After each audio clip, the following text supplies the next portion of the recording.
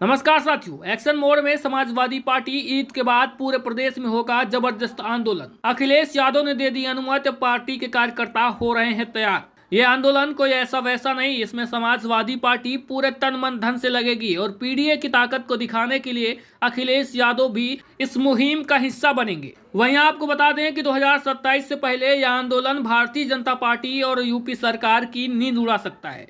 आखिरकार ये आंदोलन क्यों होने वाला है, आपको हम बता देते हैं। दरअसल हुआ ऐसा कि समाजवादी पार्टी के सांसद रामजीलाल सुमन ने रांगड़ा सांगा पर एक बयान दिया था।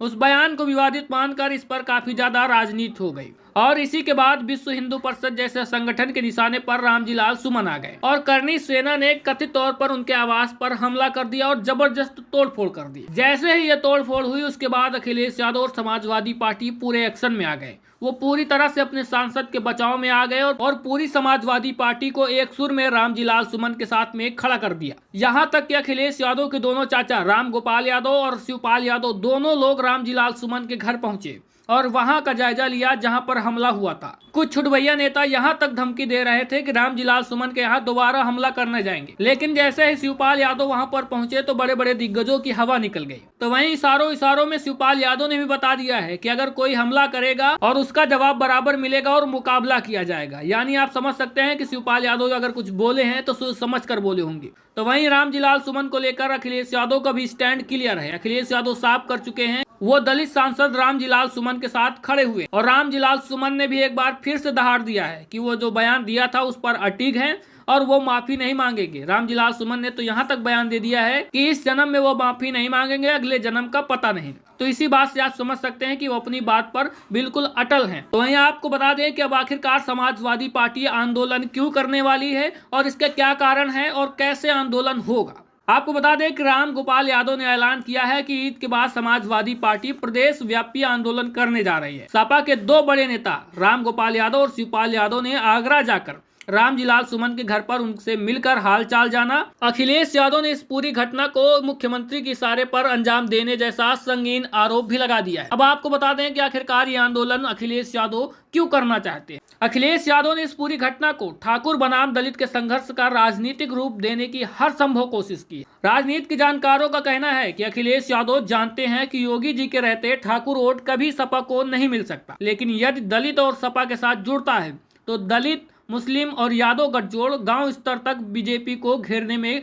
कारगर हो सकता है। लोकसभा चुनाव में समाजवादी पार्टी ने पीडीए का नारा देकर ये करिश्मा करके भी दिखाया। तो यानी अखिलेश यादव को अब कंफर्म हो गया है कि अगर दलित मतदाता समाजवादी पार्टी के साथ खड़ा होता है तो वैसे में समाजवादी पार्टी की जीत को कोई रोक नहीं सकता। और जिस तरह से पूरी समाजवादी पार्टी रामजीलाल सुमन के साथ में खड़ी दिख रही है तो उससे अखिलेश यादव का स्टैंड बिल्कुल क्लियर समझ में आ रहा है, क्योंकि अखिलेश यादव ने राम गोपाल यादव, शिवपाल यादव को हाल चाल लेने के लिए उनके घर भेजा। तो इससे साफ हो जाता है कि अखिलेश यादव का स्टैंड बिल्कुल क्लियर है और सपा इस मुद्दे पर अपने दलित सांसद का हर हाल में साथ देगी, क्योंकि अखिलेश यादव को भी पता है कि लोकसभा में जो समाजवादी पार्टी की 37 सीटें आई हैं उसमें सबसे बड़ा योगदान जो है वो दलित समाज का है। इसीलिए अखिलेश यादव दलित समाज को कभी छोड़ना नहीं चाहते। अब दोस्तों आपको हम बता देते हैं दलित वोट बैंक का समीकरण। दलित वोट बैंक दो हिस्सों में बटा है, एक जाटो और दूसरा गैर जाटो। CSDS की रिपोर्ट के आधार पर लोकसभा चुनाव में जाटो वोट बैंक का 25% हिस्सा सपा कांग्रेस गठबंधन को मिला था,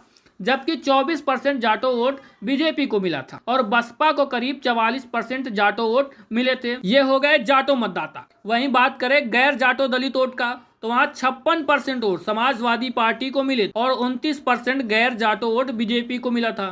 तो यहाँ पर अंतर समझिएगा, गैर जाटो जो दलित मतदाता हैं वो 56% समाजवादी पार्टी के साथ में थे और 29% बीजेपी के साथ में। तो यानी साफ समझ में आता है कि लगभग दोगुनी संख्या में समाजवादी पार्टी के साथ दलित समाज के मतदाता खड़े दिखे। तो वहीं बसपा के खाते में सिर्फ 15% गैर जाटो वोट गए थे। वहीं बात करें रामजीलाल सुमन की तो वो भी जाटो समाज से आते हैं और समाजवादी पार्टी यूपी के सामाजिक राजनीतिक परिवेश को बहुत अच्छे तरीके से समझती है। तभी अखिलेश यादव ने प्रदेश स्तर पर आंदोलन चलाने का फैसला लिया। अगर दलित, यादव और मुस्लिम गठजोड़ यूपी में करीब 50% के करीब है और अगर ये एकजुट हो जाता है तो ऐसे में समाजवादी पार्टी को जीत को कोई रोक नहीं सकता है। यानी इस गठजोड़ के सहारे बीजेपी को घेरना समाजवादी पार्टी के लिए आसान होगा।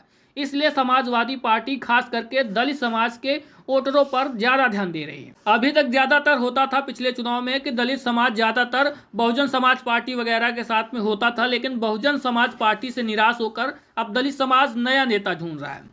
हालांकि चंद्रशेखर आजाद जो उभर कर आ रहे थे, दलितों के सबसे बड़ा नेता बनना चाहते हैं, लेकिन उनको दलित समाज स्वीकार नहीं कर पा रहा है। दलितों में जाटो समाज चंद्रशेखर में तो संभावनाएं तलाश रहा है, लेकिन जो गैर जाटो मतदाता है वो चंद्रशेखर को स्वीकार नहीं कर रहा है। तो ऐसे में समाजवादी पार्टी के मुखिया अखिलेश यादव दलित वोट बैंक की ओर ज्यादा तेजी से बढ़ रहे हैं और इसी मुद्दे को धार देने के लिए समाजवादी पार्टी अब उत्तर प्रदेश में पूरा प्रदेश व्यापी आंदोलन करने के लिए तैयारी बना रही है। तो वहीं अब ये लड़ाई राणा सांगा बनाम बाबर की लड़ाई अब यूपी में ठाकुर बनाम दलित के जातीय असीमता के संघर्ष के रूप में तेजी से बदल रही है। लड़ाई बाबर बनाम राणा सांगा शुरू हुई थी, लेकिन अब ये दलित बनाम ठाकुर होती जा रही है। तो दोस्तों ऐसे में आपको क्या कुछ कहना है कमेंट बॉक्स में कहिएगा। वीडियो अच्छा लगा है तो लाइक शेयर करके चैनल को भी सब्सक्राइब जरूर कर लीजिएगा।